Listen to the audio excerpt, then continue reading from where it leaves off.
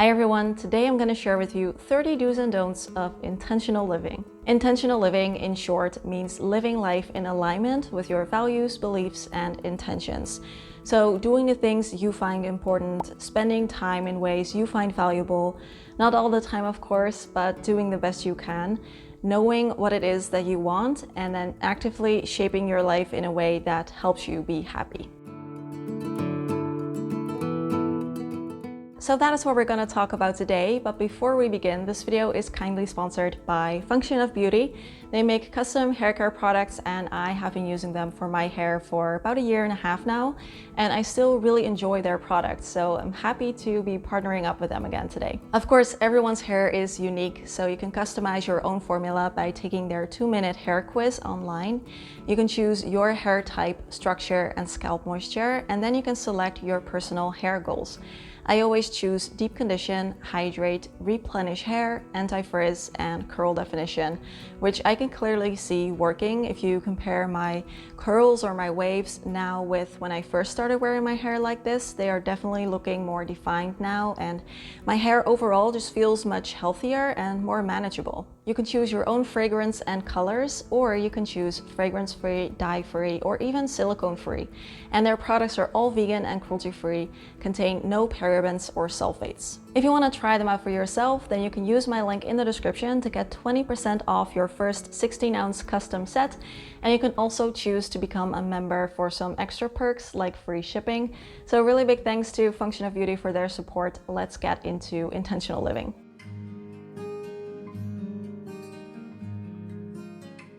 Do align your actions to your values and intentions. I realize this can sound a little daunting, but I think it's mostly about the little things that we do daily, like the daily choices we make, that together shape our reality, and your intentions in a way can become kind of like a roadmap for the kind of life you want to live. So let's say you know that you value being in nature, then you could see how you could incorporate more nature walks into your daily life. Don't do things that really just make you feel completely uncomfortable for the sake of others. If something makes you genuinely feel uncomfortable, then that is a good sign that it probably does not match well with your values and what you find important. So don't do it just to make other people happy. It is perfectly okay to be honest and say no without being mean or rude. Do know what you're spending your time on. Our time is a very valuable resource, but it is also surprisingly easy to lose track of what we're spending it on. And for me, I'd say that one of the best things about being more intentional is knowing that what I'm spending most of my time on are also the things that I find the most important. And the first step to getting there is knowing how you spend your time. Don't try to be anyone but you. You don't have to compare yourself or your life to other people or worry about what everyone else is doing with your life. Just try to focus on your own journey. Try to identify what is working for you and what is not, and realize that this is your life to live. Do make time for reflection every now and then. I think reflection is very important for our happiness, and it helps if we want to be more intentional with how we choose to live our daily life. So every once in a while, try to make some time for reflection and see how it's going, and if you would want to make some changes. Don't think you have to do it all by yourself. Maybe you've identified that you would want to make some changes in how you spend your time with regards to managing and maintaining your home.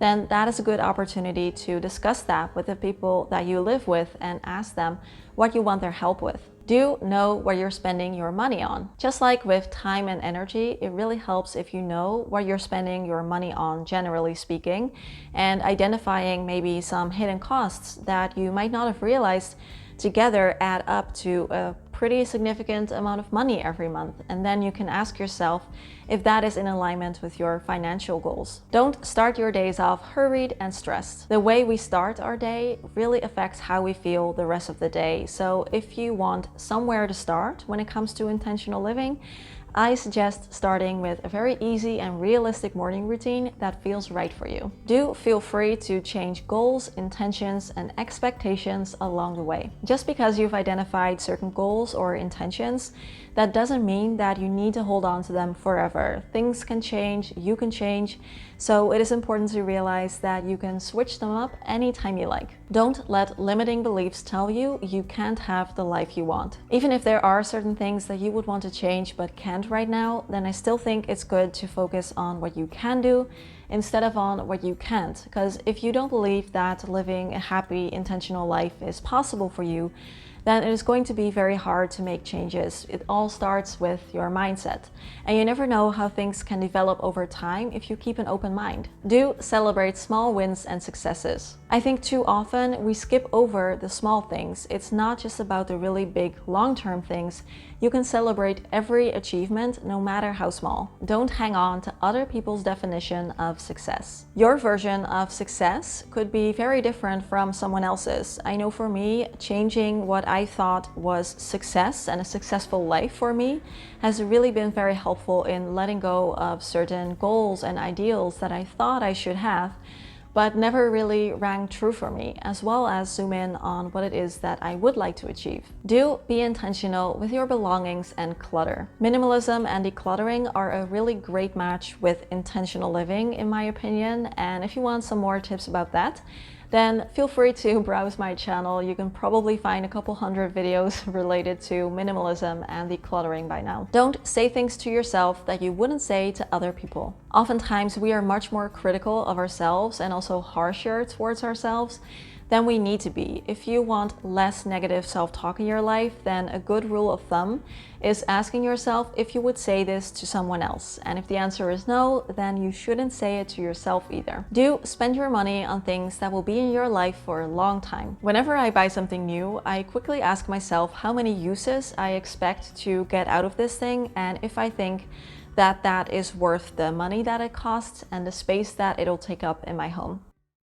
Don't use intentional living as an excuse for perfectionism. Intentional living is not about trying to achieve perfection or create the perfect life or never make a wrong choice. It's about learning more about yourself and what you want and how you can create a life that supports you in your happiness. And mistakes, if you can even call them that, are a natural part of that process. Do be intentional with your phone. For me, intentional living also means limiting distractions, things that distract you from what you find important in life. And I think for most people, their phone is probably their biggest distraction. So install an app on your phone that lets you know how much time you're spending on it, and then ask yourself if you're happy with that. Don't think that you always have to be in control. Just like with perfectionism, I think a possible pitfall of intentional living is thinking that it means you have to be in control all the time, because so much of life is not under our control, and that is completely fine. So try to also